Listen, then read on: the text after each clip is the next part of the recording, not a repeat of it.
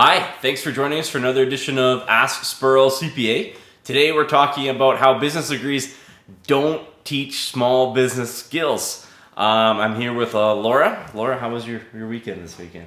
Pretty good. Anything interesting happen? A lot of studying. A lot of studying. Okay, so Laura's doing that business degree that I'm about to rag on here, so that's a little bit interesting. But the quote that I have is Michael Gerber, author of our favorite E-Myth.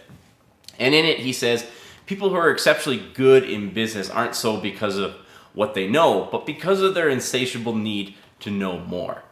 The statistic that we're always, trying to improve is 50% of all Canadian small businesses go out of business within 5 years. They really go out of business for three reasons. They can't find customers, they run out of cash, and they can't build the right team. And the story that we see that repeats are, business owners, they think these failure rates aren't going to apply to them because they had a 4-year business degree. So they think that just because they had that, they're not going to be one of those 50%. But all too often, we see that, those business degrees don't make that much of an impact on that failure rate. So Laura, what do you think are the questions that these business owners that they have a business degree should be asking? Do business degrees prepare you to run a business or work for a business? So I would, take the position that business degree they're useful in terms of they're trying to teach you how to work in a business. They're assuming you're going to work for someone else, and they want you to know a lot. They want you to know, I guess, a little about a lot is the best way to, they want you to know a little bit about accounting and a little bit about marketing and a little bit about HR, but they don't really expect you to run it all the way through. They don't say, here's how you post the ad, this is what you do when you come in the interview, this is how you check the referral, this is how you put out the contract.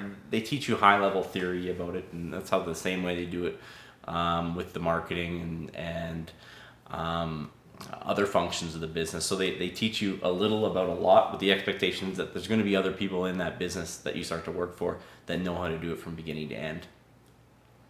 How important is your daily schedule, and do they teach scheduling in school? Yeah, so I don't know about what you've seen, Laura, but I didn't get taught anything about a schedule. Did they ever show you a schedule of an accountant of what they do at 8 in the morning, what they do at 9 in the morning? And this is the same. It's not just, you go to business school to be an accountant. I bet you, there's a bunch of plumbers and electricians and general contractors out there, and they never once put in front of you what people do who are effective in your industry at each hour of the day. But generally, if I'm looking at a business owner's calendar, I can normally tell if they're going to be successful or not. If I look at what they have planned to do each and every day coming up, that's a good predicator of if they're going to be successful or not. And they just don't teach it they don't just teach it in not business school, but they don't teach it in other technical schools either. And I think it's one of probably the most important thing on determining your success is what your calendar looks like and what your plans for that calendar, and they simply don't teach you how to organize it. Who has a more regimented schedule, students or successful entrepreneurs? So here is a big one, especially for the people who come straight out of school and they start a business. And there can be the culture shock of what that schedule needs to look like. You're in school and you're taking one class at 11, then you're taking another class at 1 on Tuesday, Thursdays, and Monday, Wednesday, Friday. Maybe you have one at 9 and one at 2 and one at 4, and you have these breaks throughout the day, and you got some time off. And some days you can start later than others. Well, I got the news flashes that as soon as you go to, even when most students go to the regular work world and it's a grind from 8 a.m. to 5, now we're starting to look at entrepreneurs, and some of these guys are putting in 50, 60, 70 hours a week, and they're diligent about what time they start and what time they finish, and that can be a huge culture shock. And it's not that they can't do it, it's just that they haven't had to do it yet, right? So sometimes starting that skill from scratch right out of school can be very, very difficult. It's like anything else. If you haven't practiced it, your chances of success are just smaller. Do most customers care more about your degree or the value you can bring them? Yeah, here's the other one too, is some people think that, hey, I have a business degree and I'm going to put those letters after my name and customers are just going to sign with me. And guess what? Customers don't care.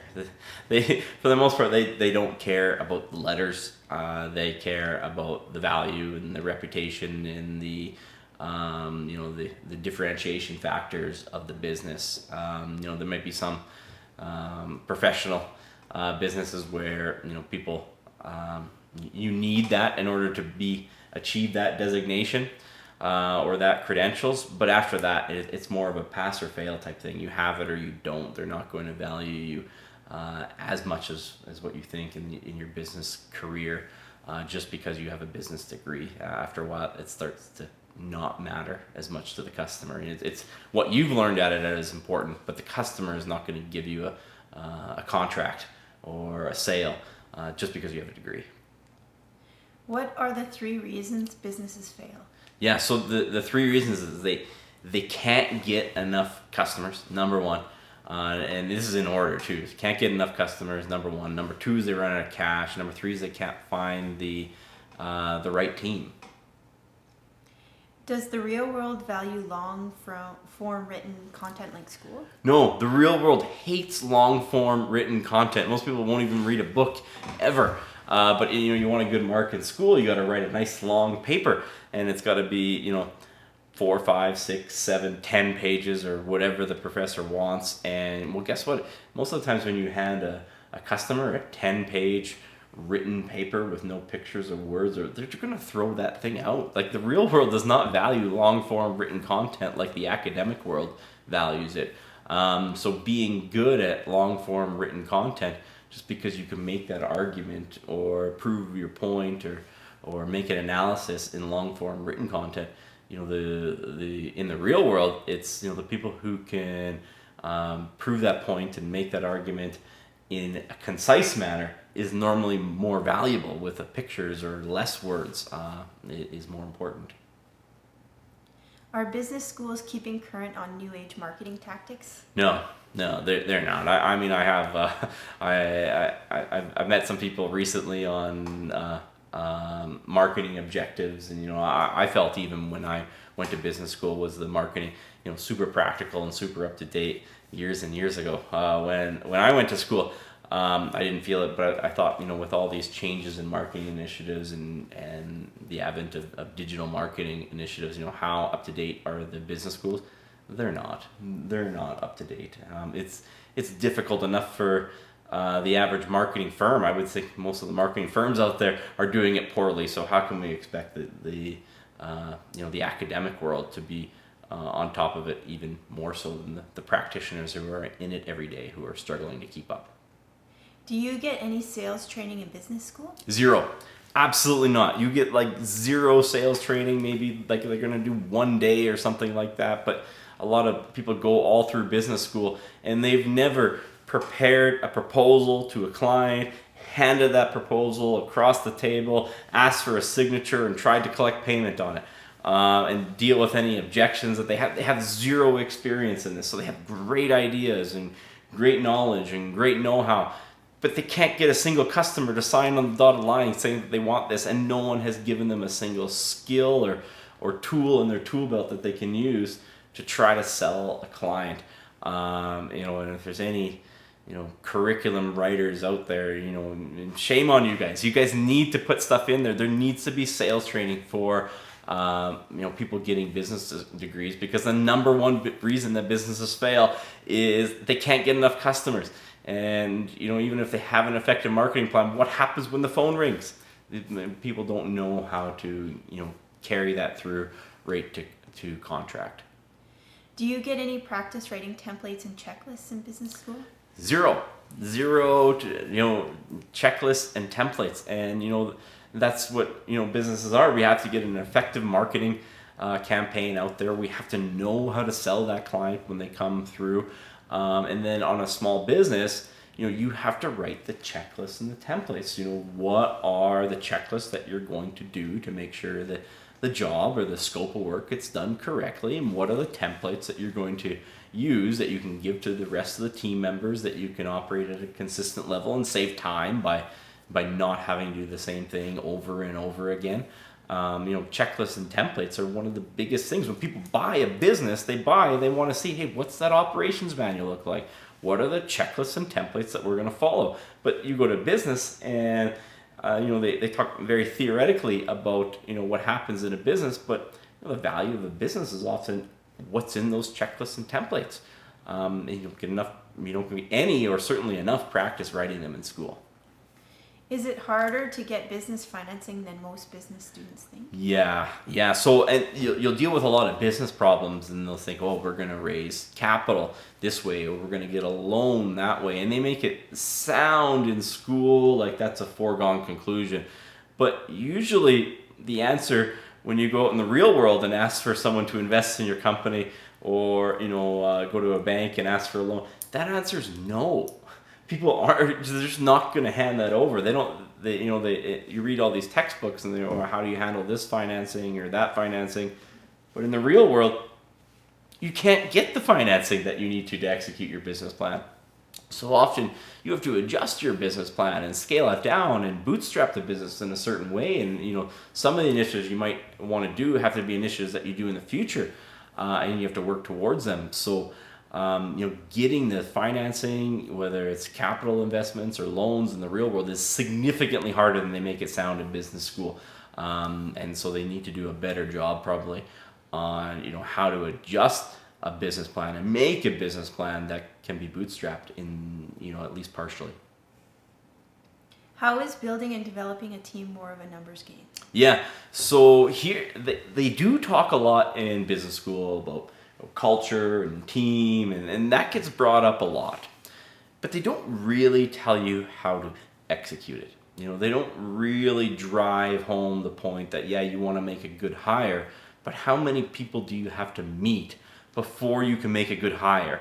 You have to meet often 100 people to make one good hire, and they make it sound like you can just do your interview better and ask better questions than that interview. Well, if that person's a bad candidate, it doesn't matter what questions you ask them, they're still a bad candidate.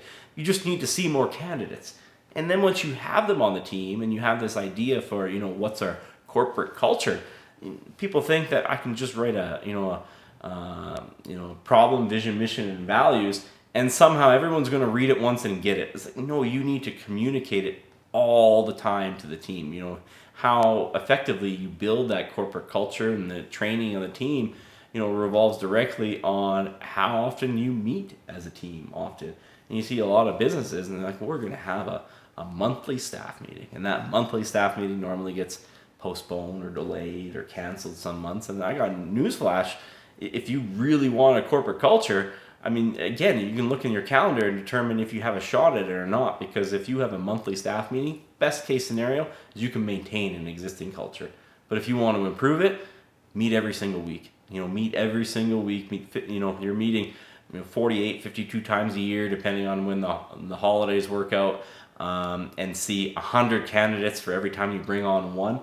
Those are the numbers that we're talking about. So, people think of, culture and values and it's woo-woo and some sort of motivational, and a part of it is, but the other part of it is you just have to have enough numbers for that to work. You have to see enough candidates. You have to have enough training sessions with your team. And that is, black and white. Doesn't matter what the intended culture is. If you don't have enough at-bats, it's not going to work out. So I think that's what we have here for today. Thanks so much for joining in again. Please hit that like and subscribe button so we can continue to deliver you tips on how to beat the odds at business. And as always, please leave any comments below and we'll do our best to address them in future videos. Thanks very much.